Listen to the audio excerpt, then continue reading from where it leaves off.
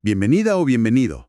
Hoy nos vamos a sumergir en un mundo fascinante, el de la acetilcolina, o ACH, una molécula mensajera clave en nuestro cuerpo. Hola, ¿qué tal? Sí, una molécula fundamental. Vamos a explorar sus receptores específicos, los muscarínicos, y también las sustancias que interactúan con ellos, o sea, los que la imitan, los agonistas, y los que la bloquean, que son los antagonistas. Exacto. Y bueno, para guiarnos vamos a usar extractos de un texto de farmacología. La idea es entender bien cómo estas moléculas influyen en nuestro cuerpo, sobre todo en el sistema nervioso parasimpático, ese que nos ayuda, digamos, a relajarnos, a digerir. Precisamente. Y entender estos receptores muscarínicos es vital, ¿eh? Porque son el blanco de muchísimos fármacos. Fármacos que usamos para regular funciones corporales esenciales que, bueno, normalmente no controlamos conscientemente. Claro, como el ritmo del corazón. El ritmo cardíaco, la digestión, la respiración, la producción de saliva, de lágrimas, en fin, es un sistema de comunicación interna súper complejo. Pero, hey, fundamental para mantener nuestro equilibrio, lo que llamamos homeostasis. Perfecto, pues empecemos a desenredar esto. La acetilcolina, la ACH, es el neurotransmisor natural aquí. Pero fíjate qué curioso, como fármaco que se administra en todo el cuerpo, casi no se usa. ¿Por qué es eso? Pues mira, la cosa es que sus efectos son muy generales. Afectan a muchísimos órganos a la vez. Y además, nuestro cuerpo la destruye rapidísimo. Ah, claro. Hay unas enzimas, las colinesterasas, que la degradan casi al instante. Y encima apenas llega al cerebro. Y tampoco alcanza bien las zonas con poca irrigación sanguínea. Entiendo, o sea, demasiado fugaz y poco específica, ¿no? Exacto. Demasiado fugaz y generalista para hacer un buen fármaco sistémico. Sus lugares de acción principales fuera del cerebro, en la periferia, son estos receptores que llamamos muscarínicos. Muscarínicos. Por la muscarina de los hongos, ¿verdad? Esa misma, por la muscarina, una sustancia de un hongo que, curiosamente, imita los efectos de la ACH justo en esos sitios. Y estos receptores están sobre todo en las células de los órganos que reciben señales de los nervios parasimpáticos. Ok, Aunque, ojo, también los encontramos en sitios un poco inesperados. Ciertos ganglios nerviosos, la médula suprarrenal e incluso en las células que recubren por dentro nuestros vasos sanguíneos, aunque no reciban nervios colinérgicos directamente. vaya. Y en el cerebro, bueno, ahí están por todas partes. Participan en la memoria, el aprendizaje, un montón de funciones. Y hay una sustancia clave aquí que hay que mencionar, la atropina. La atropina puede bloquear todos estos efectos muscarínicos. Entendido. Y me decías que no hay un solo tipo de receptor muscarínico, sino que son 5, del M1 al M5. Eso es, 5 subtipos.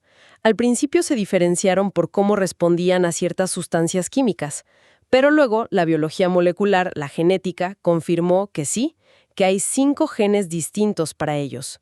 Y todos funcionan acoplándose a proteínas G, ¿cierto? Así es, todos son receptores acoplados a proteínas G. Pero aquí viene lo interesante. No todos se acoplan de la misma manera. A ver, imagina que los M1, M3 y M5 se conectan a un tipo de proteína G, la GQ, Ajá. que actúa como un acelerador celular. Activa una enzima, la fosfolipasa C, moviliza calcio dentro de la célula y, bueno, pone en marcha varias respuestas. Vale, ¿y los otros, M2 y M4? Esos, en cambio, se acoplan a otras proteínas G, las G o GO, que son más bien como un freno. Inhiben otra enzima, la adenililciclasa, bajan los niveles de AMP cíclico y también ajustan cómo se abren ciertos canales para iones. O sea, vías de señalización distintas. Exacto. Y gracias a técnicas súper avanzadas como la criomicroscopía electrónica, hoy entendemos mucho mejor a nivel estructural, a nivel molecular, cómo estas diferencias en el acoplamiento dictan respuestas celulares tan diferentes. Pero has dicho que funcionan diferente, pero estructuralmente son muy parecidos, ¿no? Sobre todo en el sitio donde se une la acetilcolina, ese sitio clásico u ortostérico. Exactamente. Ahí está el kit de la cuestión. Como ese sitio de unión, digamos, el ojo de la cerradura, es tan parecido en los 5 receptores. Pues claro. Es increíblemente difícil diseñar una llave, un fármaco, que encaje perfectamente solo en uno de ellos y no en los otros 4. Me imagino. Un desafío enorme para desarrollar medicamentos selectivos. Un desafío tremendo. Ese sitio de unión está como escondido, enterrado en la membrana celular. Tiene características claves, sí, como una interacción eléctrica con un aminoácido específico del receptor, algo bastante común en receptores de este tipo. Y cuando la ACH, o un fármaco que la imita, se une, ese bolsillo se contrae un poquito, se ajusta. Entiendo. Y esa similitud estructural tan grande es, en gran medida, la responsable de que muchos fármacos muscarímicos tengan tantos efectos secundarios. Actúan donde no deben, simplemente. Clarísimo. Hablemos entonces de los agonistas muscarínicos, las sustancias que sí imitan a la ACH. Mencionaste que suelen ser derivados modificados del ACH o alcaloides naturales. Sí, básicamente son moléculas que engañan al receptor, haciéndole creer que son ACH. Pueden ser congéneres sintéticos de la ACH, diseñados para durar un poco más, como la metacolina, el carbancol o el betanecol. Ajá. O pueden ser alcaloides naturales, de plantas, como la pilocarpina, la muscarina, del hongo que les da nombre, o la arecolina, del betel. Algunos de estos, además, también pueden estimular los otros receptores de ACH, los nicotínicos. Y las diferencias entre ellos, decías, son más de potencia, de duración, no tanto del tipo de efecto, y con poca selectividad por un órgano concreto. Exacto. Las diferencias son más cuantitativas. Por ejemplo, la metacolina dura más que la ACH y es más selectiva por los muscarínicos. Tiene poca acción nicotínica. El carbancol, en cambio, resiste mucho la degradación enzimática, pero sí tiene una actividad nicotínica considerable. Vale. El betanecol también resiste la hidrólisis y su acción muscarínica se nota sobre todo en la vejiga y el tracto gastrointestinal. La pilocarpina es principalmente muscarínica, aunque es un agonista parcial, no activa al máximo, y tiene un efecto muy marcado en las glándulas sudoríparas. Curioso lo de las glándulas sudoríparas. Sí, son muy sensibles a la pilocarpina. Luego la muscarina es casi exclusivamente muscarínica, y la arecolina actúa en ambos, muscarínicos y nicotínicos. ¿Y cómo se manejan estos fármacos en el cuerpo? Absorción, distribución, eso que llaman ADME. Pues hay una diferencia clave según su estructura química, si son aminas cuaternarias o terciarias. A ver. Las aminas cuaternarias, como los ésteres de colina, metacolina, betanecol, carbancol, y la muscarina, llevan una carga eléctrica positiva permanente. Esto hace que se absorban muy mal si se toman por boca. Claro, les cuesta atravesar las membranas celulares. Exacto. Y tampoco cruzan bien la barrera que protege al cerebro, la barrera hematoencefálica. Aunque resistan la degradación mejor que la ACH, se eliminan bastante rápido por el riñón. ¿Ok? ¿Y las terciarias? Las aminas terciarias, como la pilocarpina y la arecolina, no tienen esa carga fija a pH fisiológico. Se absorben mucho mejor por vía oral y sí que cruzan la barrera hematoencefálica. Ah, o sea que pueden tener efectos en el sistema nervioso central. Pueden tenerlo, sí. La mayoría de estos alcaloides se elimina también por el riñón. Y un dato práctico. Si acidificas la orina, por ejemplo, tomando vitamina C, las aminas terciarias se eliminan más rápido porque quedan ionizadas y atrapadas en la orina. Interesante. Bueno, y ahora sí, la parte clave. ¿Para qué se usan estos imitadores de la ACH en la práctica clínica? Pues sus usos son bastante específicos precisamente por esa falta de selectividad y los efectos secundarios generalizados. A ver. Sí. La metacolina, por ejemplo, se usa únicamente inhalada para una prueba diagnóstica. Sirve para ver si una persona tiene hiperreactividad bronquial, que es típico del asma. Ah, la provocación bronquial. Exacto. Los pacientes asmáticos reaccionan con una broncoconstricción fuerte a dosis muy bajas que a una persona sana no le harían casi nada. Vale. ¿Y el betanecol? El betanecol se usa sobre todo para ayudar a vaciar la vejiga cuando hay retención urinaria. Pero ojo, solo si no hay una obstrucción física, ¿eh? Típicamente después de una cirugía o en algunos problemas neurológicos que afectan la vejiga. Y es importante tomarlo en ayunas para minimizar las náuseas y vómitos. Entendido. Pilocarpina. La pilocarpina tiene 2 usos principales. Por vía oral se usa para tratar la sequedad de boca, la xerostomía, que puede ser causada por radioterapia en cabeza y cuello o por una enfermedad autoinmune llamada síndrome de Sjögren. Ajá. Y también se usa en forma de gotas para los ojos. Ahí sirve para tratar ciertos tipos de glaucoma, porque contrae la pupila y facilita el drenaje del humor acuoso, o simplemente para inducir miosis, o sea, contraer la pupila. Y mencionaste la cevimelina también. Sí, la cevimelina es parecida a la pilocarpina oral, también para la boca seca. Parece que su efecto dura un poco más y quizás tiene algo menos de efectos secundarios, posiblemente por tener cierta preferencia por los receptores M1 y M3. ¿Y el carbancol? El carbancol y a veces incluso la propia ACH en formulaciones especiales se usan también en gotas oftálmicas, para el glaucoma o para conseguir miosis durante cirugías oculares. Suena útil para cosas muy concretas, pero si imitan a la ACH por todo el cuerpo, me imagino que los efectos secundarios deben ser un tema importante, ¿no? Totalmente.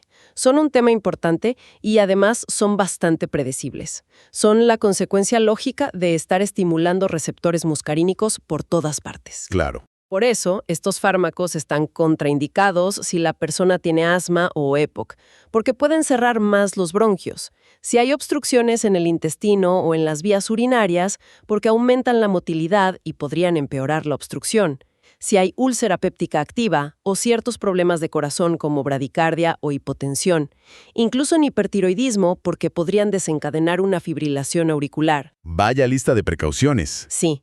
Y los efectos adversos más comunes son justamente la exageración de las respuestas parasimpáticas, sudoración excesiva, diarrea, cólicos abdominales, náuseas, vómitos, sensación de presión u urgencia para orinar, visión borrosa por la acomodación, a veces bajada de tensión. Lo que decíamos antes, la falta de selectividad por subtipo es el problema de fondo. Por comer accidentalmente setas que contienen muscarina o plantas con pilocarpina o arecolina, el cuadro clínico es una exageración brutal de todos estos efectos parasimpáticos. El tratamiento es administrar atropina por vía parenteral, que es el antídoto, y dar soporte vital claro. Vale, creo que queda claro el panorama de los agonistas. Si ellos imitan a la ACH con estos problemas de efectos secundarios por falta de selectividad, ¿qué pasa con los antagonistas? Los que hacen lo contrario, los que bloquean. Pues estos fármacos, los antagonistas muscarínicos, impiden que la propia ACH del cuerpo se una a sus receptores muscarínicos y ejerza su efecto. También son un grupo variado. A ver. Tenemos los alcaloides naturales clásicos, que son la atropina y la escopolamina. Se extraen de plantas de la familia de las solanáceas, como la belladona o el estramonio. La belladona. De ahí viene lo de belladona, ¿no? Por el uso cosmético. Exacto. Un dato histórico curioso. El nombre del género, átropa, viene de Atropos, una de las moiras de la mitología griega, la que cortaba el hilo de la vida por la toxicidad de la planta. Y belladona significa mujer hermosa en italiano porque las mujeres se aplicaban el jugo de la planta en los ojos para dilatar las pupilas y parecer más atractivas. Vaya combinación de nombres. Sí, curioso. ¿Y aparte de estos naturales? Luego hay muchos derivados semisintéticos y sintéticos. Algunos se diseñaron para tener una acción más corta, como la omatropina o la tropicamida, que se usan en gotas para los ojos. Ajá. Otros son aminas cuaternarias, como el metescopolamina, el ipratropio, tiotropio, aclidinio, umeclidinio. Al llevar carga eléctrica, como vimos con los agonistas cuaternarios, no cruzan bien las membranas ni la barrera hematoencefálica. Esto se aprovecha para usarlos de forma local, por ejemplo, inhalados para tratar problemas pulmonales. Minimizando los efectos en el resto del cuerpo. Eso es. Y también hay derivados sintéticos donde se ha intentado conseguir cierta selectividad por algún subtipo de receptor, aunque es difícil. Por ejemplo, la pirenzepina tiene cierta preferencia por M1 y la darifenacina o la solifenacina por M3. Y su mecanismo es simple. Se sientan en el sitio de la ACH y no la dejan actuar. Un bloqueo competitivo. La atropina es como el ejemplo clásico, ¿no? Sí, la atropina es el prototipo de antagonista muscarínico no selectivo. Y sus efectos dependen muchísimo de la dosis administrada. Hay una descripción clásica de esto. A ver, cuéntame. A dosis bajas, digamos medio miligramo, lo primero que se nota suele ser una leve sequedad de boca, se inhibe un poco la sudoración y curiosamente a veces puede haber una ligera disminución del ritmo cardíaco inicial. Eso es paradójico, ¿no? Si bloquea el freno parasimpático. Sí, luego comentamos esa paradoja. Si subes la dosis a 1 o 2 miligramos, la sequedad de boca ya es marcada, aparece sed, el corazón se acelera notablemente, taquicardia, las pupilas se dilatan, midriasis y la visión cercana se vuelve borrosa porque se paraliza la acomodación. Vale, ya son efectos más claros. Si llegas a 5 miligramos, todos los síntomas anteriores se intensifican. Cuesta hablar o tragar por la sequedad, la persona puede estar inquieta, confusa, la piel está seca y caliente, puede haber dificultad para orinar porque la vejiga se relaja y el movimiento intestinal disminuye. Y si la dosis es aún mayor, ya hablamos de toxicidad. Exacto. Con 10 miligramos o más entramos en toxicidad grave. El pulso es rápido pero débil, la visión es muy borrosa, la piel está roja, caliente y muy seca. No hay sudoración.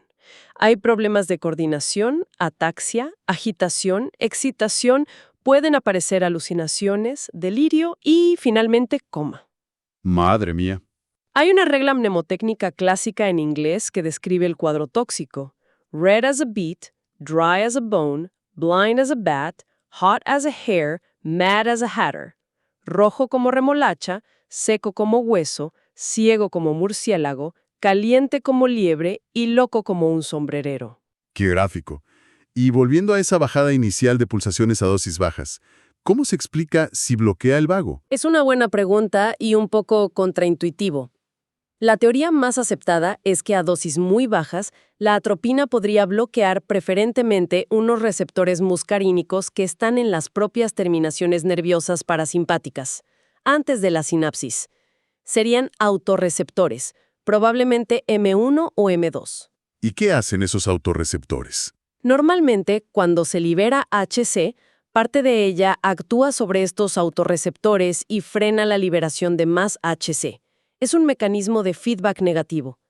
Si la atropina a dosis bajas bloquea estos autorreceptores frenadores, podría producirse una liberación transitoria un poco mayor de HC en la sinapsis cardíaca, y ese pequeño aumento de H podría contrarrestar o incluso superar inicialmente el bloqueo de los receptores M2 principales del músculo cardíaco, causando esa leve bradicardia. Entiendo, es un equilibrio complejo. Muy complejo. Y en general, la razón por la que unos órganos responden antes que otros a la atropina, a medida que subes la dosis, no es porque la atropina tenga más afinidad por un subtipo u otro porque no la tiene, es bastante no selectiva, sino que probablemente depende del tono parasimpático basal que tenga cada órgano, de cuánta ACH se esté liberando normalmente, de la reserva de receptores que haya, etc. Queda claro. Bueno, pues veamos entonces sus aplicaciones y limitaciones por sistemas, pero de forma más panorámica. ¿Dónde se usan principalmente estos bloqueadores muscarínicos? Pues se usan bastante, la verdad, pero siempre con ese tira y afloja con los efectos secundarios. A ver, por sistemas. Sí. En el sistema cardiovascular, el principal efecto útil es alterar la frecuencia cardíaca. Al bloquear el tono vagal que normalmente frena el corazón, producen taquicardia. Por eso, la atropina se usa en situaciones de urgencia para tratar bradicardias sintomáticas, o sea, bajadas de pulsaciones que dan problemas o ciertos tipos de bloqueo cardíaco, por ejemplo, después de un infarto. Pero hay que ir con cuidado para no pasarse y provocar una taquicardia excesiva. En la presión arterial por sí sola, tiene poco efecto. Vale. Corazón. Respiratorio. En el sistema respiratorio, producen una leve broncodilatación que es más significativa en personas con EPOC o asma que en personas sanas. Y también reducen las secreciones de la tráquea y los bronquios. Esto es la base del uso de los antagonistas inhalados que mencionamos antes: ipratropio, tiotropio, aclivinio, umeclidinio. Los cuaternarios. Exacto, las aminas cuaternarias. Se usan mucho en la enfermedad pulmonar obstructiva crónica, EPOC, y a veces también en asma. Como se inhalan, actúan localmente en el pulmón y se absorben muy poco al resto del cuerpo, lo que minimiza los efectos secundarios sistémicos, como la sequedad de boca o la visión borrosa. Tiene sentido. Algunos, como el tiotropío y el aclidinio, parece que tienen una ventaja adicional. Se disocian, se sueltan, más lentamente del receptor M3, que es el que causa la broncoconstricción, que del receptor M2, que podría ser un autorreceptor que limite el efecto. Esto podría prolongar su acción broncodilatadora. El hipratropio también se usa a veces en spray nasal para reducir la rinorrea, el moqueo. Un posible problema es que al reducir las secreciones y el movimiento de los cilios que las limpian, podrían favorecer la formación de tapones de moco. Ok. ¿Y en el ojo? Dilatación, midriasis, y por tanto molestia con la luz, fotofobia. Y el músculo ciliar, que es el que nos permite enfocar de cerca. Al bloquearlo, producen cicloplejía, que es la parálisis de la acomodación, y eso causa visión borrosa de cerca. Claro, por eso se usan para examinar el fondo de ojo. Justo, se usan en gotas oftálmicas, colirios, para poder explorar bien la retina. Se prefieren fármacos de acción más corta que la atropina, como la omatropina, el ciclopentolato o la tropicamida. Hay que tener precaución en personas con ángulo estrecho en el ojo, porque al dilatar la pupila podrían desencadenar un ataque agudo de glaucoma de ángulo cerrado. Importante. Sistema digestivo. En el sistema gastrointestinal reducen el tono muscular, la motilidad, los movimientos peristálticos y también las secreciones, incluyendo la saliva y el ácido del estómago. Antes se usaban mucho para la úlcera péptica, pero se necesitaban dosis altas que daban muchos efectos secundarios, y ahora hay fármacos mucho mejores para eso. Como los inhibidores de la bomba de protones. Exacto. Hoy en día se usan más como antiespasmódicos para aliviar retortijones o cólicos. La pirenzepina, con su relativa selectividad M1, todavía se usa en algunos países para la úlcera con menos efectos adversos. La diclomina se usa a veces para la diarrea en el síndrome de intestino irritable. Y el glicopirrolato, que es cuaternario y no llega al cerebro, se puede usar para reducir la salivación excesiva que ocurre en algunas enfermedades como el Parkinson. ¿Y en el tracto urinario? Mencionaste el betanecol para la retención. Los antagonistas hacen lo contrario. Justo. En el tracto urinario disminuyen el tono y las contracciones del uréter, y sobre todo de la vejiga. Esto se aprovecha mucho para tratar la vejiga hiperactiva. Ah, un problema muy común. Muy común, sí. Estos fármacos relajan el músculo detrusor de la vejiga, lo que aumenta su capacidad para almacenar orina y reduce la frecuencia y la urgencia de las micciones. Hay varios fármacos disponibles: oxibutinina, tolterodina, trospio, darifenacina, solifenacina, fesoterodina. Muchos nombres. ¿Hay diferencias? Se buscan estrategias para mejorar la tolerancia, porque los efectos secundarios, sobre todo la sequedad de boca, hacen que mucha gente los deje. Se usan formulaciones de liberación prolongada o parches transdérmicos, como con la oxibutinina. Se busca cierta selectividad por el receptor M3, que es el principal en la vejiga, darifenacina, solifenacina. Se usan aminas cuaternarias que no crucen al cerebro y den menos efectos cognitivos, como el trospio. O se usan profármacos que se activan en el cuerpo, como la fesoterodina. Pero aún así, la sequedad de boca sigue siendo el principal problema. Entendido. Glándulas sudoríparas. Dijiste que la atropina inhibe la sudoración. Sí, en las glándulas sudoríparas. La inhibición de la sudoración causa la típica piel seca y caliente. A dosis altas o en ambientes calurosos, esto puede ser peligroso porque impide la refrigeración del cuerpo y puede elevar la temperatura corporal dando un golpe de calor. ¿Pero tiene algún uso terapéutico? Sí, recientemente se han aprobado formulaciones tópicas, en gel o toallitas, de antagonistas como el sofpironio o el glicopirolato para tratar la hiperhidrosis axilar primaria, o sea, la sudoración excesiva en las axilas sin causa aparente. La idea es inhibir los receptores MTs de las glándulas sudoríparas localmente, sin muchos efectos sistémicos. Interesante aplicación local. Y, por último, el sistema nervioso central. Mencionaste efectos tóxicos, pero ¿y a dosis normales? En el SNC, la atropina a dosis terapéuticas normales tiene efectos mínimos, quizás algo de dificultad de concentración. Pero como vimos, a dosis tóxicas causa agitación, confusión, delirio. La escopolamina, en cambio, sí tiene efectos centrales bastante marcados, incluso a dosis terapéuticas. Produce somnolencia, amnesia, fatiga. Y eso se aprovecha, ¿no? Sí, se aprovecha para prevenir y tratar la cinetosis, el mareo por movimiento. Se usa mucho en forma de parche transdérmico detrás de la oreja para viajes largos. Pero ojo, también tiene potencial de abuso y puede causar psicosis en personas susceptibles. Vale. Y luego están los antagonistas que sí cruzan bien la barrera hematoencefálica, como la benztropina o el trihexifenidilo, que son aminas terciarias. Estos se usan a veces en la enfermedad de Parkinson, sobre todo para controlar el temblor, y también para tratar los síntomas extrapiramidales, movimientos anormales, que pueden causar algunos fármacos antipsicóticos. Actúan bloqueando receptores muscarínicos, probablemente M1 y M4, en una zona del cerebro llamada cuerpo estriado. O sea que también tienen su utilidad en el cerebro, aunque con cuidado. Y supongo que la toxicidad que describiste antes no solo viene de una sobredosis de atropina o escopolamina, sino que otros fármacos pueden tener este efecto como secundario. Exacto. Ese es un punto muy importante. Muchos medicamentos, sobre todo algunos más antiguos, tienen propiedades antimuscarínicas significativas como efecto secundario, aunque no se usen para eso. Por ejemplo, Muchos antihistamínicos de primera generación, los que dan sueño. También los antidepresivos tricíclicos, como la amitriptilina. Algunas fenotiacinas, que son antipsicóticos. E incluso algunos antipsicóticos más nuevos, los llamados atípicos, como la clozapina o la olanzapina, pueden tener actividad antimuscarínica. o sea que hay que tener cuidado al combinarlos, o en personas mayores que toman muchas cosas. Dosis de uno de ellos puede sumar efectos y causar el síndrome tóxico anticolinérgico que describimos antes.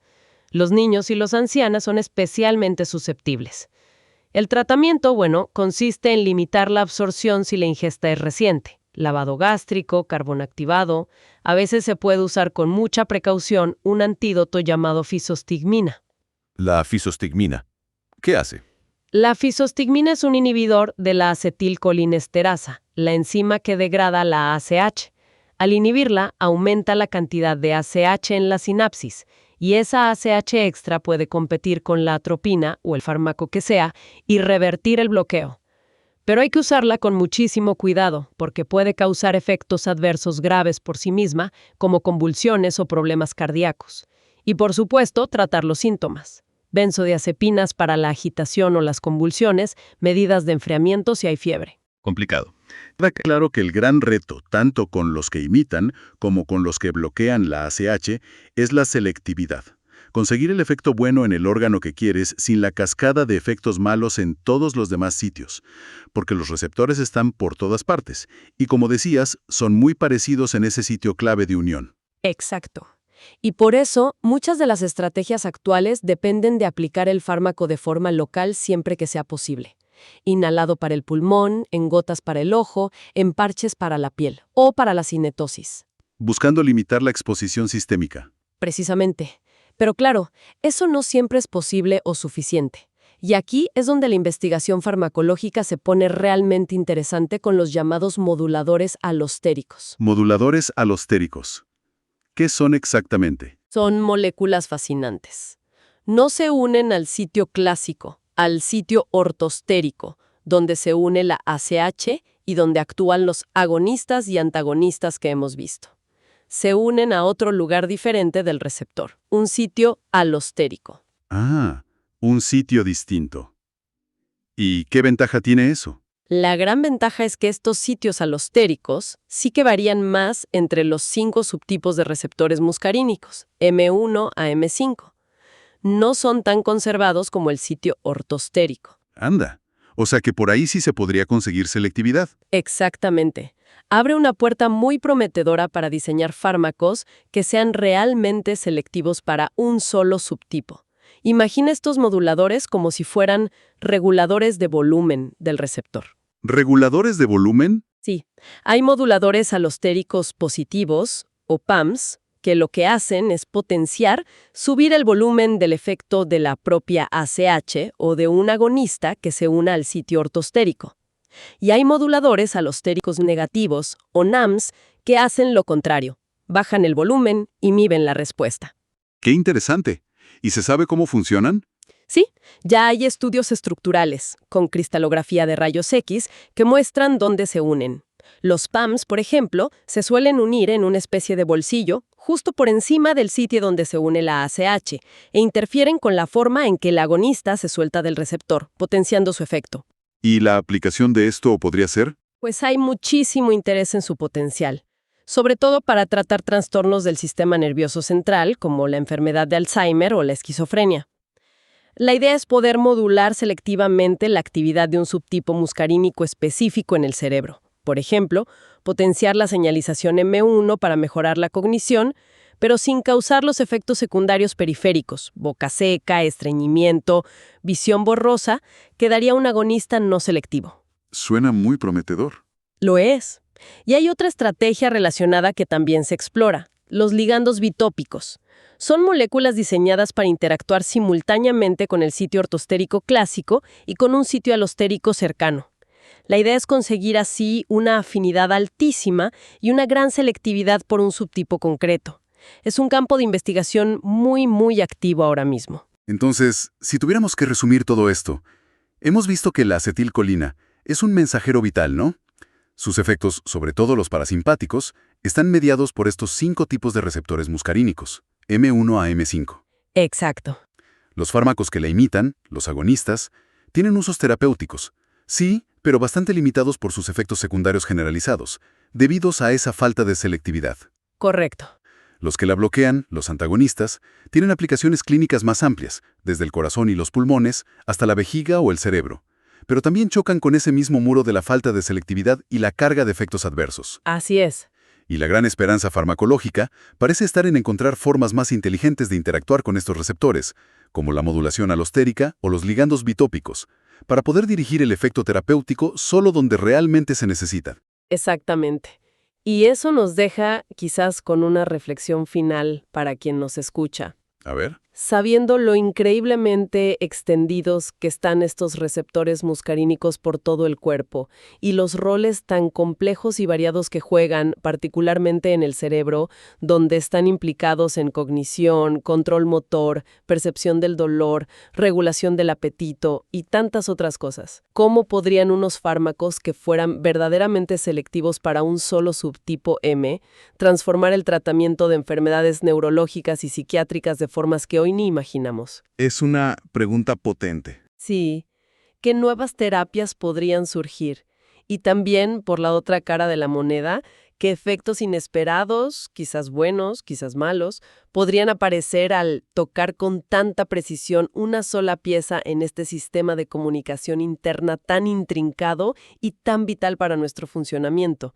Es algo sobre lo que sin duda vale la pena seguir pensando e investigando.